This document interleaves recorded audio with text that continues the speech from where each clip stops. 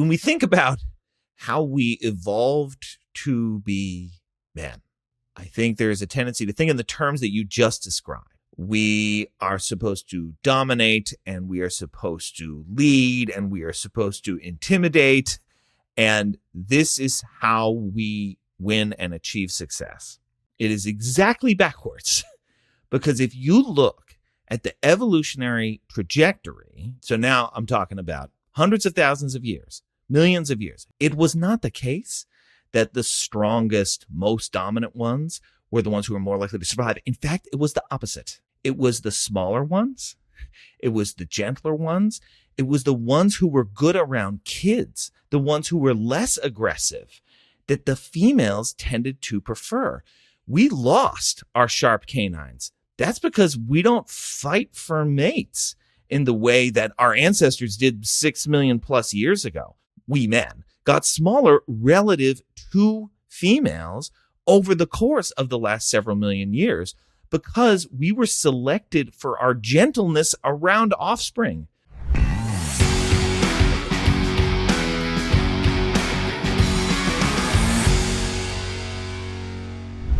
All right, let's kick off today's show. Today, we're talking with Paul Eastwick. He's a social psychologist who spent 20 years studying attraction and close relationships.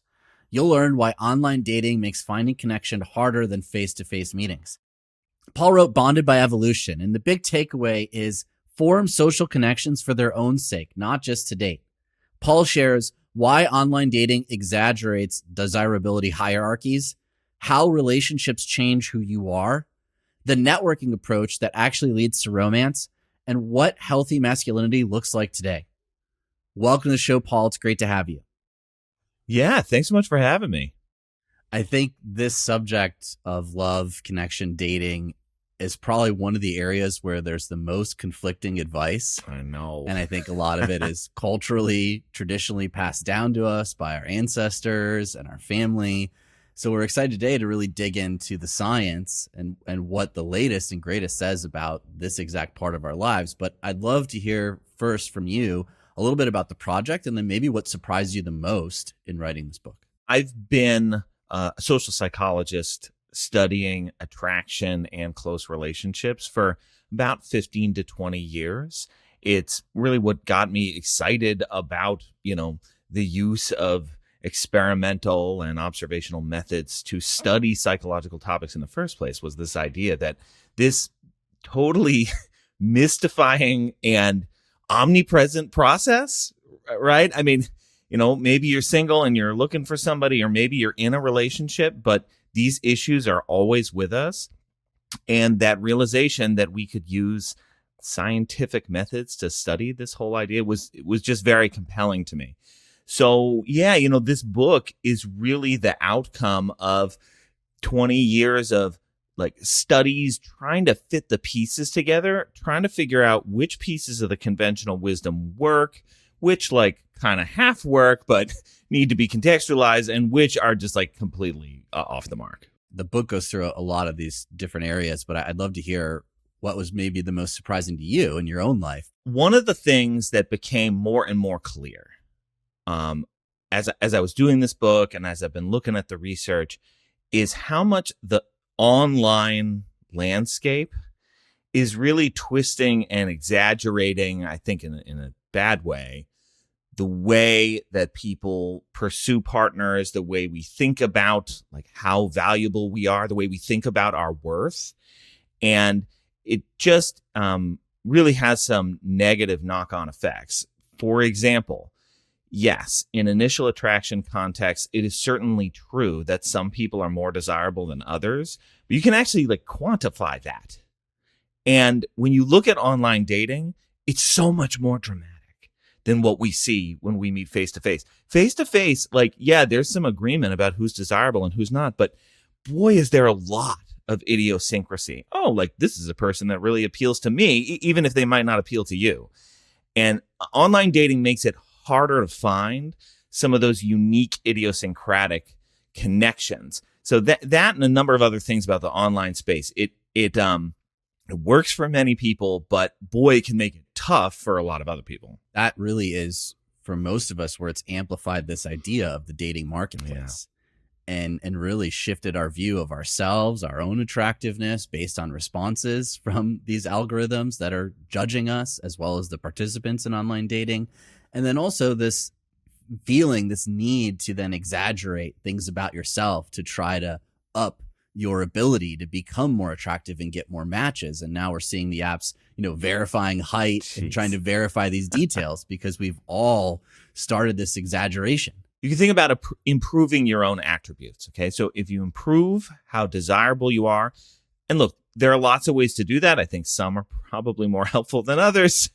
There's like good experimental evidence that for men in particular, if they can improve their confidence and some of their social skills, they'll do better when meeting people for the first time.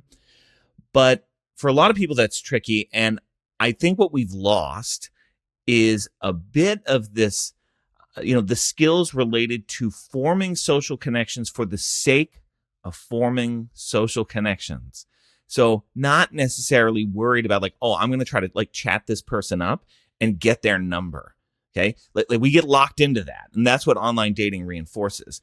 But there are other ways, like you just like meet a new group of people and spend time hanging out with them. You're not going to date any of them, but by broadening your social world, they're going to introduce you to people who will introduce you to other people who will introduce you to other people. And that's where you're going to form romantic connections. So it's like we think about it in this very market-oriented way. It's like a very mercenary way of going about it. Like I'm shopping for something. But I would like to encourage people to remember you can have social connections for the sake of social connections. And in many ways, that will sort of be the engine that pulls you along and eventually introduces you to more people and more romantic connections. And there's a couple things at play, and to be specific about it, and I think it's already been alluded to, which is the hardware has remained the same in all of us, but our software has been manipulated. Yeah, it's a good way of thinking about it. Like, I spent a lot of time pointing this out in the book. We spent our time evolving hundreds of thousands of years ago in a context where you didn't get to meet that many people. You were living in small groups, and you're small, and by small, I mean like 50 people. And you're going to meet some other small groups along the way, but you just don't have that many romantic options. But what you do have is lots of opportunities to spend time with these people. So inevitably, everybody like kind of gets to know everybody. Now, if we lived in a pure market, a pure mating market, well, what that would mean is that, okay, the desirable people will find each other and then everybody else like kind of settles and is always looking to trade up. That's the common metaphor that's existed for a long time in our culture. But what actually happens when you look at real people who get to know each other is that those strong market forces, they kind of fade as people get to know each other. And it's replaced instead by all of this idiosyncrasy. So as people get to know each other over time, it's like you find somebody who's a good fit for you. And the extent to which, everybody's, finds them consensually desirable, it just matters less and less. That's an opportunity for many, many more people to find a partner and be happy with that partner than if we all lived in like this ruthless dating competition. And ancestrally speaking, there was a cost to waiting for the perfect person. Yeah. For seeking this true love idea, this concept that obviously Hollywood fosters on us. So I think for many of us, now the apps have amplified it more because it's like any one of those little idiosyncrasies that we experience online or in person that we don't like, well, we're quick to toss that person to the side and say, oh, well, I got 10 more matches when I get home.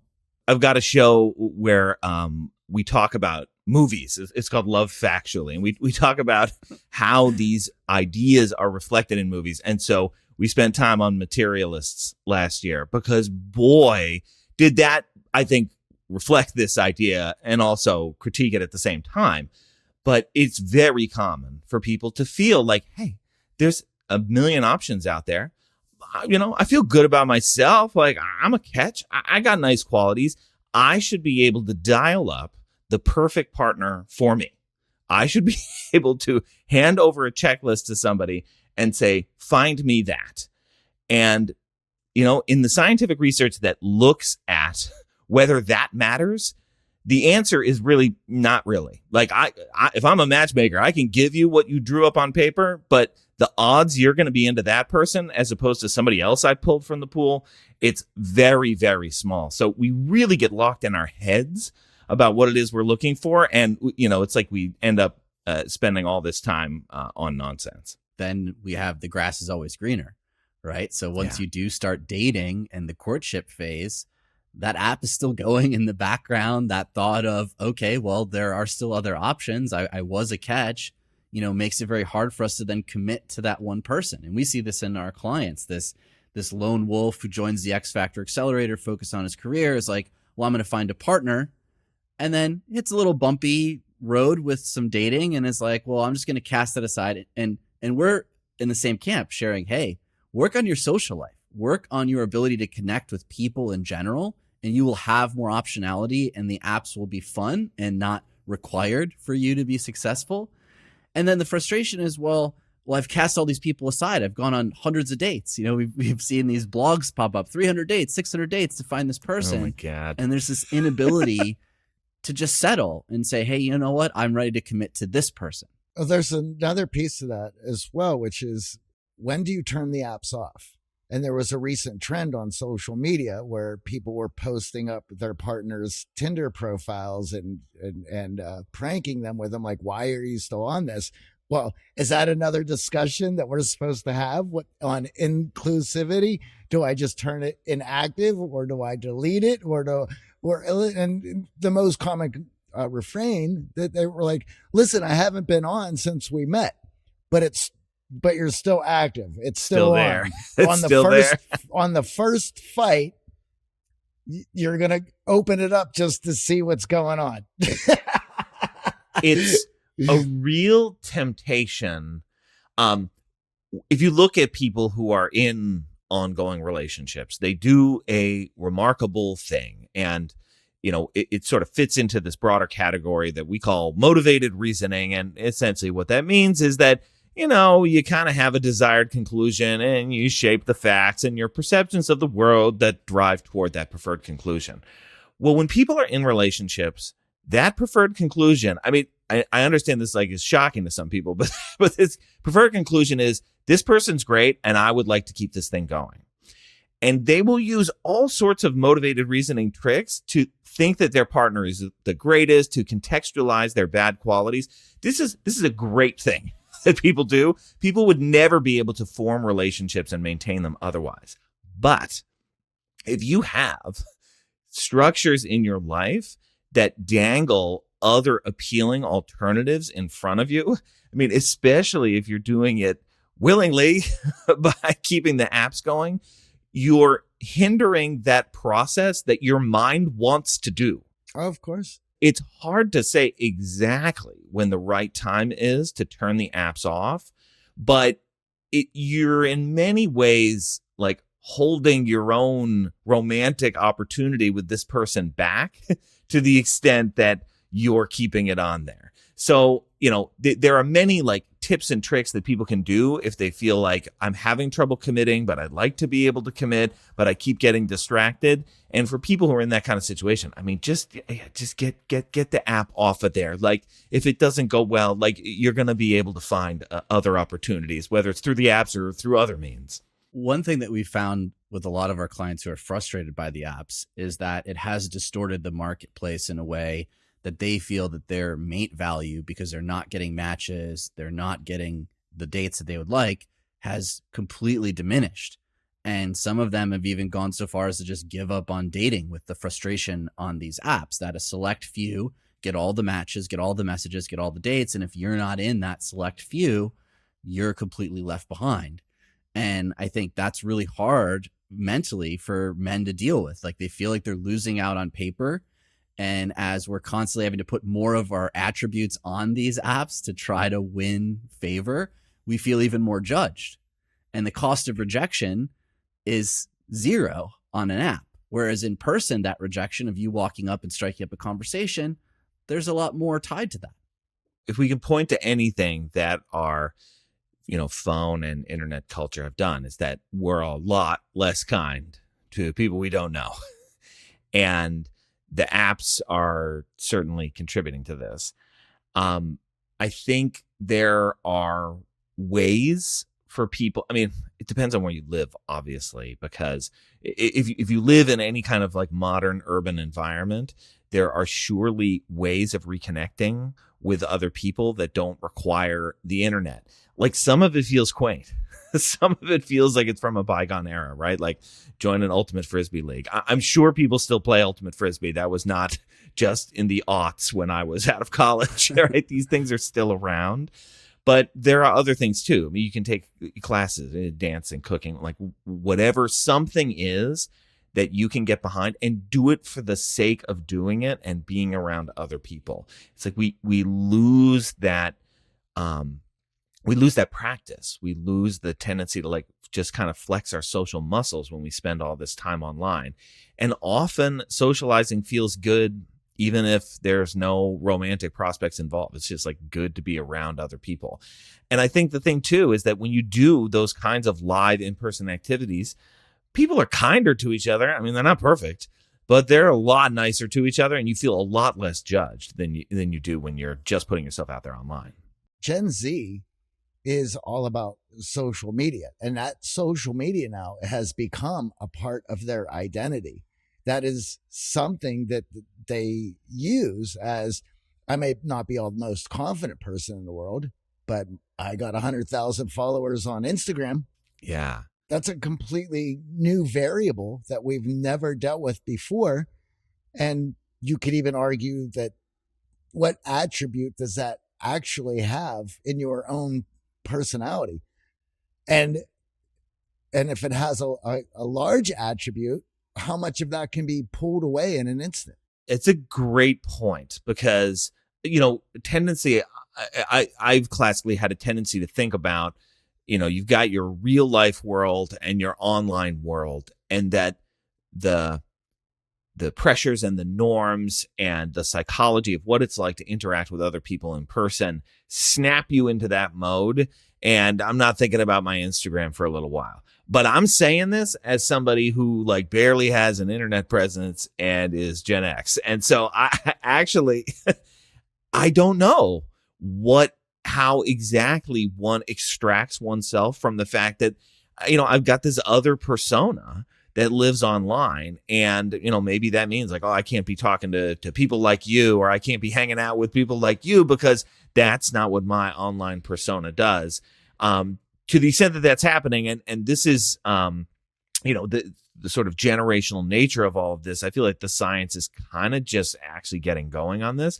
But I don't know what that would mean. But if you're right that people can't snap out of their online persona, it's not good. Just for reference, I'm Gen X as well, and so all of this is so fascinating to me.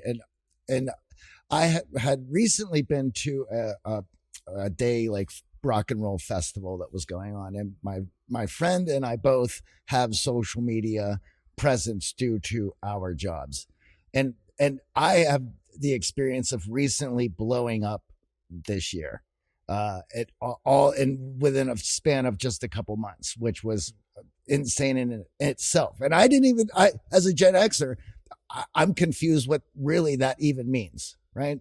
Well, while we were out, mingling, hanging out, talking with the other folks at the festival and dealing with some of the younger people, soon as they found out that both a friend and I had social media presence, their first question was, how many followers do you have? And it was the weird, and then being judged on that was so bizarre. And this is, there was a bit of this with millennials, but this is a Gen Z thing. And it's certainly going to be a Gen Alpha thing. It's kind of terrifying. And it really is like a whole new, because it's not just the most attractive, most socially skilled people are the ones that are going to have the biggest internet presences. Right. It's not just that we're commodifying, putting a number on an aspect of popularity that has always existed. It's something new. And And yeah, I really, I mean, this has been one of the parts of this whole project has made me realize like, oh, people may disagree about like, oh, like what is the nature of gender differences and mating, blah, blah, blah. Like, but everybody agrees like, oh my God, get back to hanging out in person and like try to put the phones down. As Gen X, my friend and I are both rock and rollers. So going out to a concert and looking stylish is part of the whole thing. And then Can't stop that. That's what we would always be judged on. The concert, the show in itself is a fashion contest, right? Like everyone's dressed up, going out all out and having a lot of fun doing it. So to be disregarded for what I'm wearing and to be judged on my social media presence, her and I were looking at each other laughing. We're like, man, things have changed. These little cultures that groups of people create where certain things are valued and certain things are not valued. I mean, like that's been around forever. And like, that's okay. Like, you know, look, I was in bands, but I'm talking about like marching band. So I was in marching band in high school, but like, I don't know, there were like things you did to make yourself more appealing to the other band geeks. Like, sure. Like, you know, maybe it's, you know, you gotta roll step with the best of them, but gotta have those rudimentaries down. Yeah, sure. I can't be out of line. Like I'll get made fun of. So everybody kind of navigates those things, but it stayed close, right? It was not like you were going to do something that was going to like harm your reputation with like 250,000 people or something along those lines. So yeah, we're good at this. We're good at adapting to whatever our little local rules and norms and rituals are. We can create our own local norms and rituals, but the broadening of this thing and having these, you know, worldwide spotlights on people, I think it's still going to be a little while before we really understand what we've done. There's also been a distortion of authenticity. So from the filters, the way we present ourselves online, and now with the rise of AI entering our communication, especially digital communication, you know, you can have an AI bot who helps you chat better on the app and be more flirty and be more charismatic in ways you couldn't have before. And you're now creating this duality of like, well, my online persona, the videos, the photos that I'm posting, you know, this idea of catfishing, it's now amped up even more because we're replacing our personality with AI bots dating for us and finding matches. And to your point, almost all of that attraction comes from the authenticity. It comes from the in-person moments, not the value judgments that we're making, and certainly not the areas that we're expanding to be more inauthentic. Even with our own clients, sometimes I'm asked to go over their dating profiles to give them some feedback and to help them out on that. And recently I had gotten one, and after reading the first sentence, I stopped and I wrote back, "Did you have AI write this?" And he's like, "Yes." And I was like, if I can figure that out in one sentence, the women on here can, because that's now what they're seeing all over the place. Constantly. So guys out there listening to this, M dashes in your profile.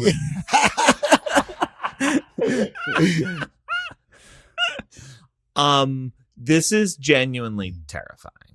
And it's terrifying because like, look, I totally get that sometimes you might need to spend money to meet more people, right? There can be lots of reasons for that. But the idea that you would outsource the process of dating to some other entity, to whether it's do your work for you or to do the evaluation for you, like, but it's the whole point, people. The whole point is to experience what is it like to be around this other person. You cannot moneyball this. Like, you have to spend time interacting with people and feeling something or not. Like, that's your cue about whether something is worth pursuing. It's not their stats on paper. It's not like this is the best person I can get. It's all about what their feelings inspire in you and how they make you feel about you. So like trying to outsource all of this, I mean, it's just madness. You're robbing yourself of gaining intuition, and your intuition listen, I work with Claude every day, and Claude doesn't have my intuition. In fact, Claude relies on my intuition for it to work better.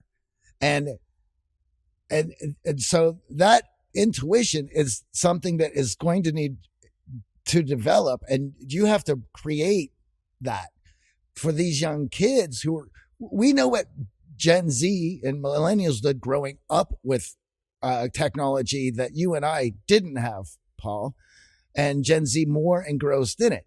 Now we're going to have generations, Gen Alpha, who grew up with AI. How much of that intuition that we all have developed will be robbed from them? And then what does that then as a society produce? Dating is a trial and error process. And that is true whether you're talking about what is it like as like you are looking for a partner in general. You're going to have a lot of things that don't work out. It's also true if we talk about a particular relationship. You hit it off with somebody, there's still a ton of trial and error in how you move through that process. This is a developmental thing. Like we start kind of fumbling our way through this when we're 13 and, you know, in through high school, we make a lot of mistakes and do a lot of dumb things. But there's no shortcut for going through that, because all of that trial and error gives you an intuition for yourself, for what you're into. You try things that don't work. You make mistakes, and then you try to just adjust a little bit the next time. But right, I've not seen any evidence yet that the AIs can substitute for our own intuitions in that way, that there's any kind of thing that could mimic me, could then go out into the world, make mistakes on my behalf, I guess, and then find somebody, and then every day bring that person into my life, everything's going to be perfect. Like, it sucks, but you have to go out and make the mistakes yourself and form the intuitions yourself. There's you can't shortcut this. Part of avoiding that experience also leads to buying into this idea that women only want money and men only want looks, and we have these gender differences that we have to cross the chasm of. And we have clients who are like, I just have to earn more to be more desirable in this dating market. And they'll put aside their social life to earn more. They'll put aside even dating to earn more, because they feel like, and with the funhouse mirror of social media, seeing who's popular and what they're sharing, well, the guys with the most money, the fanciest cars, are the ones who get the beautiful women. And the beautiful women only want the 8-pack based on what I'm seeing on social media. There is absolutely evidence that social media and the dating apps in particular exaggerate gender differences, exactly like the ones you're talking about. Probably the most dramatic one is, you know, look, back when I was in graduate school, we conducted speed dating research studies, you know, so speed dating was big, and we said, this looks like fun. Yeah. It's coming back, honestly, because people want to be off the apps. Good thing, because what you see, I mean, we ran all these speed dating events for these undergrads, and, you know, I don't know, like, I think sometimes people think like, oh, it's like a meat market. It's like, it's not what it is at all.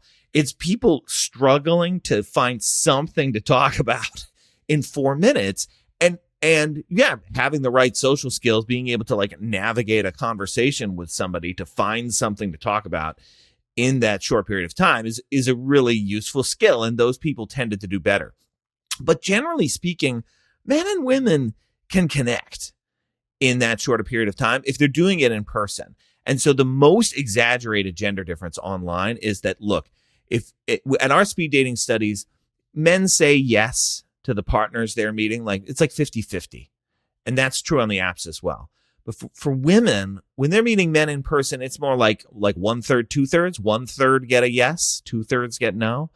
But on the apps, it's like 1 in 20 they say yes to. That's dramatic. And that suggests that like there's a real tendency to be super selective, focus just on the quantifiable qualities that somebody has, and that is not how dating is supposed to be, and it is not the way we have classically done it, whether I'm talking about 20 years ago or I'm talking about 200,000 years ago. It's frustrating to be experiencing that. I was fortunate myself to find my partner without an app before the apps really took off, but that's the norm right now. Yeah. Right. That is the norm when people are single looking for people, is to experience that 1 out of every 20. And if you are the 19 that are said no to, it's really hard to then find your value, to find motivation to date. And now we're seeing the declining birth rate. We're seeing people put off marriage and having kids later and later in life.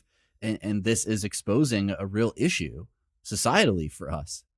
The rise of singles, how this is connected to our use of social media is totally fascinating. I mean, my semi-hot take on a lot of this is that I doubt that the rise of singles is being linked to men's lowering income prospects specifically. And the reason I say that is because when you look at people interacting face to face, there is no gender difference in the extent to which attributes like appealing, like ambition or successful, those attributes are just as appealing for men as they are for women. So I think if these men, maybe they got an associate's degree instead of a bachelor's degree, they're going to do okay if they're meeting people. And so the problem where we're, if we're looking at things like declining birth rates and saying, why is this happening? I am much more worried about the tendency to just spend time online, the tendency to retreat into online worlds, or just using online dating and finding yourself in the pool of 19 out of 20.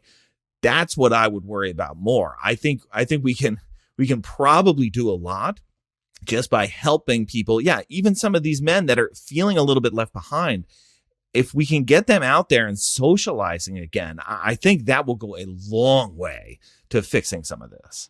I agree. Good luck with getting them out there. I know that's the real problem, right? Right? It's like, what does it take to get people outside again? But I think, but the funny thing is like, it's one of these things where when you do it, you're like, why did I put this off? Like, why did I put off joining this league? Like, this is fun. There seems to be organic movements that are propelling that, and hopefully, they catch fire, because, that's how you're going to build intuition. That's how you're going to build character. That's how you're going to learn. I'd love to unpack relationship trajectories, because I feel like this is another one of those areas where we feel like things should be linear and they should be moving based on what we see in other couples, based on what we see in Hollywood, what we see culturally. And in actuality, that's not what the science shows. It's amazing how idiosyncratic these trajectories can be, and how very hard they can be to predict. So one fascinating thing, I mean, the way I got into studying this particular topic was that I was really mystified by this really common distinction. It exists in the science. It exists in like really nasty forms online. But it's that this idea that, some people are good for a short-term relationship and other people are good for a long-term relationship. And so what that implied to me was that, like, well, you should meet somebody and kind of figure out, like, I don't know, like, which category are you in? And then as soon as you figure that out, then you pursue one kind of relationship with them, but not the other. And as I reflected on my experiences and other people's experiences, there's so much like, well, I don't know. Like, I'm kind of into them. Like, I'm attracted to them, but I don't know, could we make this work? They seem different from me in these core ways. I wonder if that's a problem. And you spend more time with them and you kind of figure it out as you go.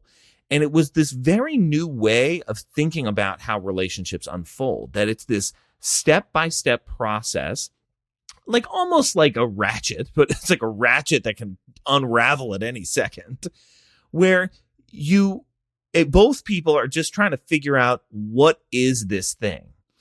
And what we kind of discovered was that short-term relationships, flings, even one-night stands, that's the part that can be a little surprising to people. All of these things are like, you got partway through this process and you were like, this is okay. I'm maybe like into you sexually, but I'm going to tap out. Like this is actually not something I'm super enthusiastic about. Whereas long-term relationships tended to be these relationships where you just kept going, right? I mean, you met at a club and it was fun. And then all of a sudden you're like, actually, I like spending time with you. Like, let's go to IKEA. And this process is very, very common. But the tricky thing about it is like, you don't always know where things are going. You kind of just have to ride it out.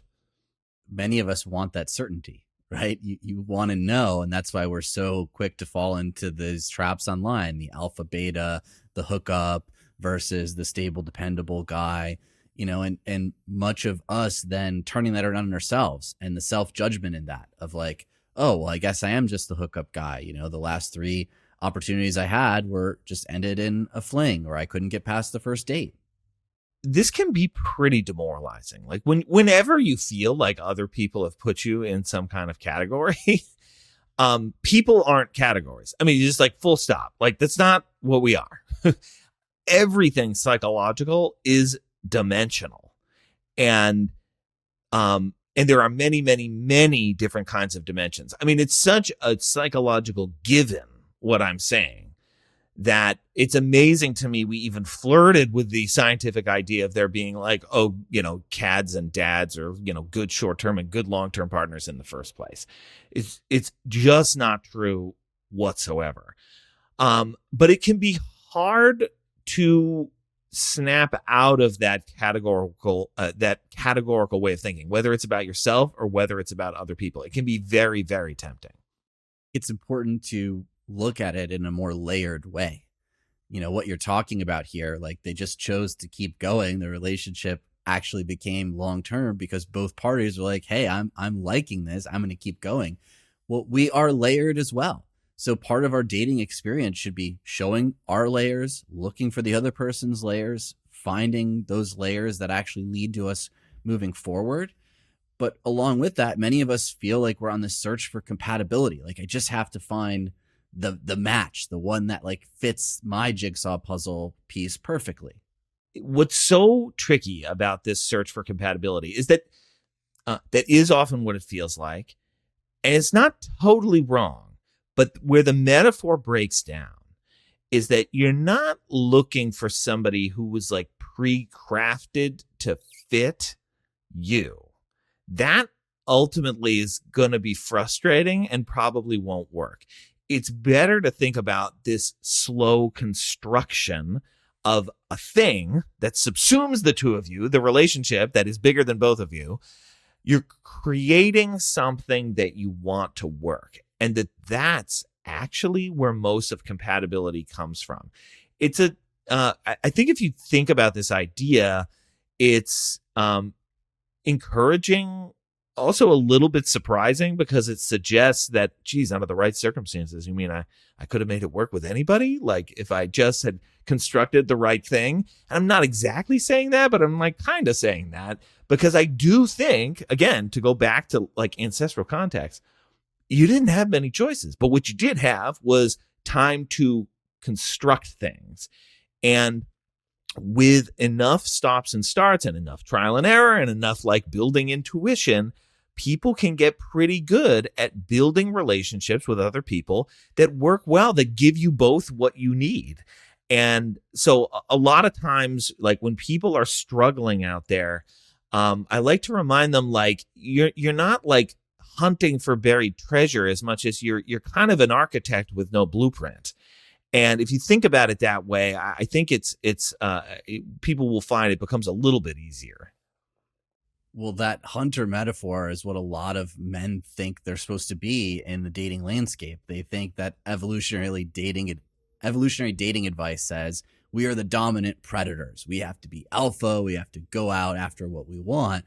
And you offer a very different picture of what this actually looks like scientifically. When we think about how we evolved to be men, I think there's a tendency to think in the terms that you just described, We are supposed to dominate, and we are supposed to lead, and we are supposed to intimidate. And this is how we win and achieve success. Some of the scientists in my sphere also talk in these terms. I think this is in some ways exactly wrong. It is exactly backwards.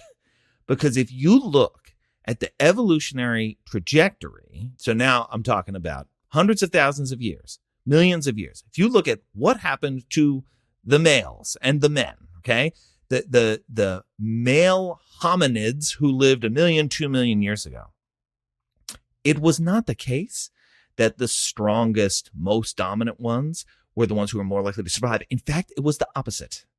It was the smaller ones. It was the gentler ones. It was the ones who were good around kids, the ones who were less aggressive, that the females tended to prefer. We lost our sharp canines. That's because we don't fight for mates in the way that our ancestors did 6 million plus years ago. We got smaller, we men got smaller relative to females over the course of the last several million years because we were selected for our gentleness around offspring. We were selected to be parents. You don't want male chimps parenting. You don't want male gorillas parenting. They're not trustworthy at all around infants. Men can be pretty good as parents. So that's our trajectory. Our trajectory is to be protectors, yes, but also to be, people who are helpful for our families and our social groups and to feel valued by our social groups. It's not to go out and kick ass. That's old stuff. It's certainly not that men can be great parents. It's that men need to be. Yeah. But when it comes to the evolutionary piece of it, there's so many variables that we have to take into account that play themselves out today as well. Why is there a population collapse going on in all of these first world countries? Well, it's because we don't need to be nurturing of a tribe that can protect us and help us and achieve success. That has always been there. And in the case of every society's rising, it had always been the dense cities that stopped having children, while the rural areas and the people that needed to depend on each other in the tribe. And again, you need to be an understanding and gentle man to survive in that atmosphere, because it was about community that allowed you to be successful in out there on the range. I think this is an important piece of it that's very easy to lose, because in modern urban environments, it's very easy, and kind of paradoxically, but it's very easy to retreat, right? It's easy to retreat from a sense of broader community. I'm very fortunate. I live in Sacramento. Sacramento is an unusual place because I sometimes feel like I'm in an identifiable small neighborhood, even though technically I'm in a mid-sized U.S. city. It's kind of a remarkable thing, but a lot of dense urban centers don't feel like that. You don't know your neighbors at all. And that can make this very challenging. And it pulls us toward things that aren't about, that aren't about family, that are about these more external trappings of success. And so when the external trappings of success become the draw rather than community, family, giving, etc., that can be a major problem. Just another example of that. I go to visit my father in the summer, and I grew up in a small town outside of Pittsburgh in the foothills of the Appalachians.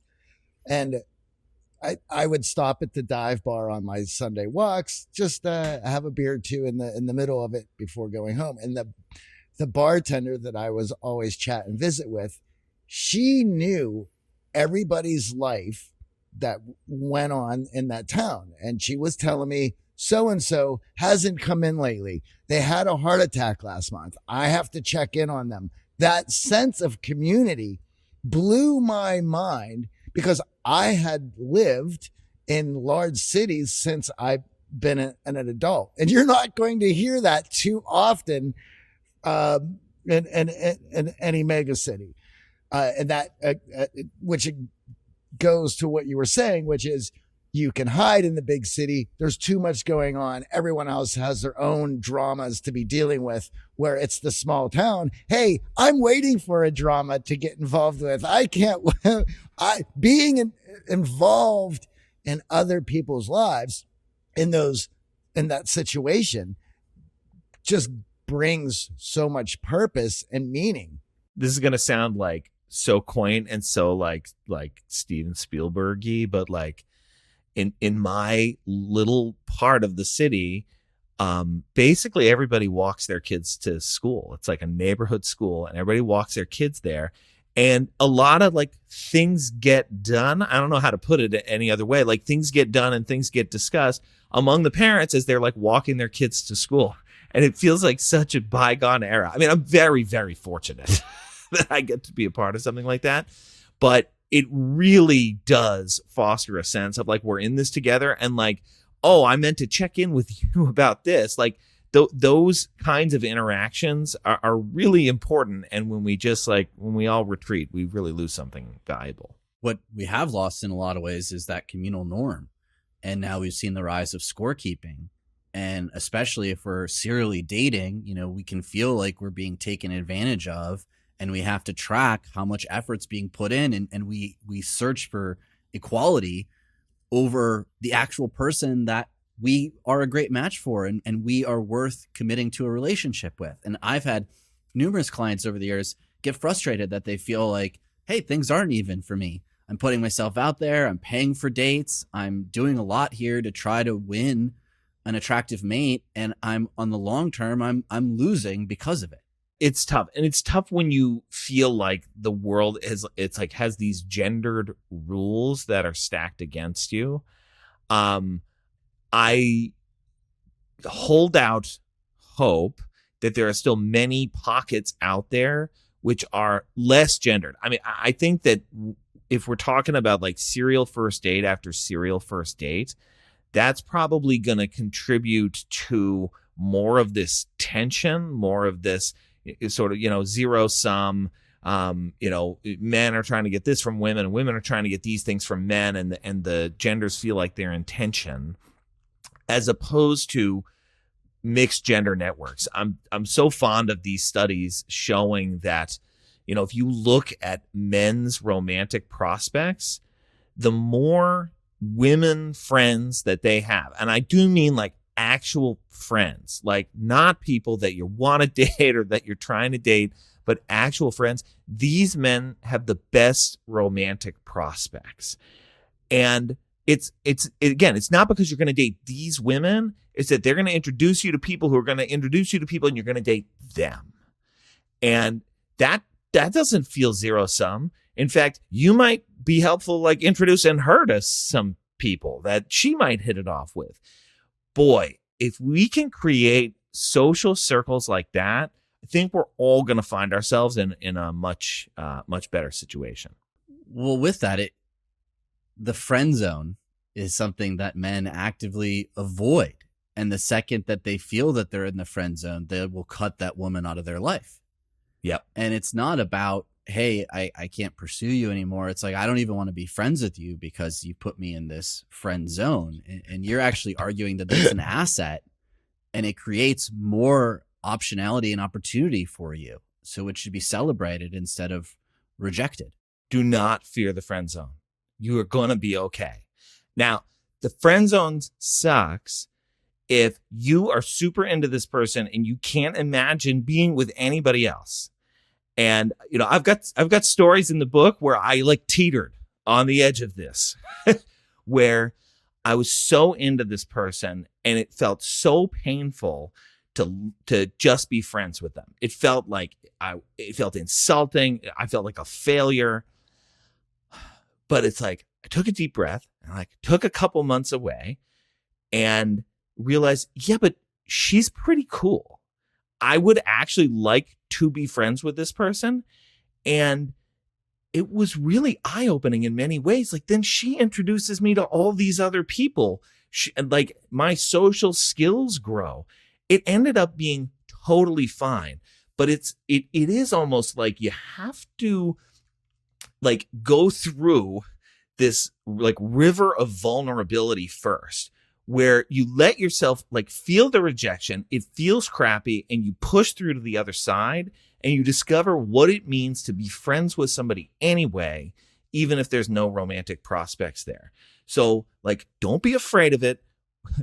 Go through it, work through it. And if you get to the other side, you'll discover like, oh, my social possibilities can expand, maybe with this person, playing a peripheral role.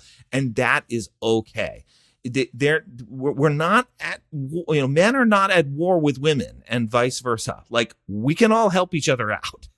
Help us here. Like, where is the data at currently? Because I feel like right now, what is told and sold to us by these online dating apps, who are obviously making a lot of money harvesting our data around dating, is that is the surest way to find that person. That is the surest way right now to get that match.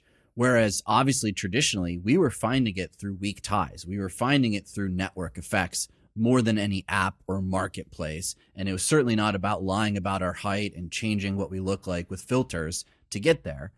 And yet because of that, it's now become so pervasive that men are rejecting those social ties. They're choosing to forego socializing, thinking that, well, that's not how I'm going to find this partner. And I really want to start a family. I really want a partner.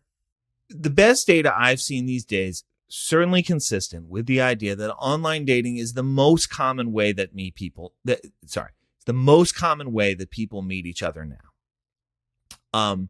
It has not displaced the other ways. It is still true that people meet through friends, and they meet through work, and they meet through all these other avenues. Those avenues aren't gone. They're like second and third place, and the margins are close. So you can use the apps, but the other ways still exist. I think a lot of what has happened is that, look, the average online dating user spends 90 minutes a day on the apps. That's like a lot of time. I can tell you 25 years ago, when I was single and looking, I wasn't spending 90 minutes looking for a part. That doesn't even like compute. Like, I might be hanging out with friends at a bar. Does that count as my 90 minutes? 90 minutes sitting there on your phone, swiping, doing one thing. So we're spending an inordinate amount of time on a process that really has no other rewards other than, well, you're using your phone and it feels addictive. So that's the thing that has changed and that has really captured our brains. But the other avenues are still there. My hope is that people are going to figure out how to, if they can't throw their phone into the ocean, and I get it, you can at least supplement the online ways with the old ways. And I like, yeah, right. I sound like a Gen Xer, but like, don't forget to go out and socialize and meet people and spend time outside as well, even if you're going to be using the apps. But I think we're going to get there. My guess is that online dating will still be around, but it's going to like plateau at something like, okay, this is how a third of couples meet, but 2/3 are coming from the old ways. One thing that I'd like to shift at least our audience's view on, and I think this is really interesting science, is the apps right now are first impression only. They are split-second decisions happening. You get one strike and you're out. In person, the research shows that third impression actually matters the most. You get 3 strikes. So when we are now reorganizing our life around the apps, we are mathematically actually robbing ourselves of more opportunity than we realize. And I know the in-person rejection stings. I know we try to avoid it because it feels like it has even more social consequence, but it's less likely in person because people are giving us way more benefit of the doubt. Give people 3 impressions for your own sake, because honestly, you don't know how you feel actually all that well after meeting somebody one time, especially if that one time is like, okay, I swiped yes on you and we're meeting for coffee and I have 20 minutes before I got to get to my meeting. And so like, give me the stats, go. Like, your impression of that person is not stable. I mean, that's how we talk about it in the science. It's not stable. And what that means is that there's a lot of potential for change if I made you meet them a second time. And our impressions get more stable over time. I mean, if you've been with your partner for 10 years, on 10 years plus one day, odds are your impression is going to be pretty similar to what it was the day before. But it's sort of like this, you got to sort of get up to this plateau of stability to know whether you like somebody or you don't. And so that's where I say, like, 3 dates is like pretty good, right? I mean, 10 dates, you'll really know, but 3 dates is way better than 1 for knowing how you feel about somebody. And the thing where that's hard for people is that, well, what that means is that if that coffee date, that 20-minute coffee date, you were kind of, that means you got to do the second one. But it doesn't mean you cut people off if they don't exceed some high threshold on the first one. It means you give everybody 3 chances. And again, there are portions of our social world that force that, where you're going to meet this person 3 times, whether you want to or not. To the extent that people can do this while dating and still feel safe and they've got the time, I strongly advocate for giving people that many chances. There's one thing that I'd love your perspective on, and we've seen the rise of it, again, going back to this categorization of people, especially since we work in self-development and many of our clients want to improve themselves, is the rise of attachment theory. And then the judgment we place on ourselves, labeling ourselves as, I'm anxious this, I can't be who this partner needs. So I have to work on myself first. I have to fix my anxious attachment before I can go get that partner. Working on your issues, it's just kind of a good idea. I mean, again, therapy, thumbs up, go for it. Is it a prerequisite? I think the thing that we kind of miss, and look, attachment theory is absolutely core to my world. It's core to the science. We use it all the time. But these styles, they're less stable than we think. Or maybe another way of thinking about it is that we all contain multitudes. I know what it's like to be I would call myself a secure person, but I know what it's like to be avoidant, and I know what it's like to be anxious too. And my relationships with different people, especially at different points in those relationships, could have been any and all of those things. And it's our close relationships that change how we view ourselves. Like, I view myself as a secure person today, but that's because I have a long-term secure relationship now. You talked to me 10 years ago, you talked to me 20 years ago, I might have seemed like an avoidant mess or an anxious mess. So, it's like therapy is good, but a lot of times the way that people change is through getting involved in close relationships, giving other people the opportunity to change how you see yourself. And it can feel very upsetting and it makes people feel very vulnerable, but it's an important part of the whole process. When I hear attachment theory, it leads to all of this of self-discovery, when we can think about our ancestors and what did they have? Well, they said the stars were aligned this way when we met that night. Yeah, and that's right. how I knew that we were there forever. They didn't have attachment theory. Right. They didn't have all of these other things. What they had was, going by what the cosmos had told them in that moment and making that stick. And they stayed together. And I think the greatest impact on behavioral change is actually relationships. It's not just focusing on the relationship you have with yourself. I've had some of the biggest insights through failed relationships where I recognized I was anxious attachment. It was not through me just reading books, consuming podcasts, and talking to a person. It was through me actually going through the experience of a relationship, trying to build something greater together with this person. And I think when we rob ourselves of that and we become so self-focused and only aware of what we are working on, we actually are not creating the opportunity to get as much work done on ourselves as we could by experiencing the messiness that is dating. Sometimes when we look at other people go through relationships and they change, it can be tempting to be like, what the hell? That's not who you are. I know who you are. I knew you before this relationship. That was you. This is some nonsense.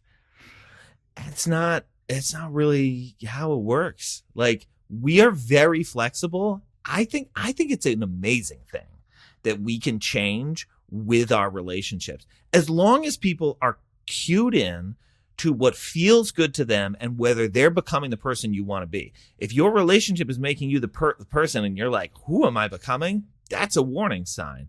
But if you're becoming a new person, you're growing and changing and developing new interests and new identities through a relationship, that's like the whole point. And I just like, it's okay to change. It really is.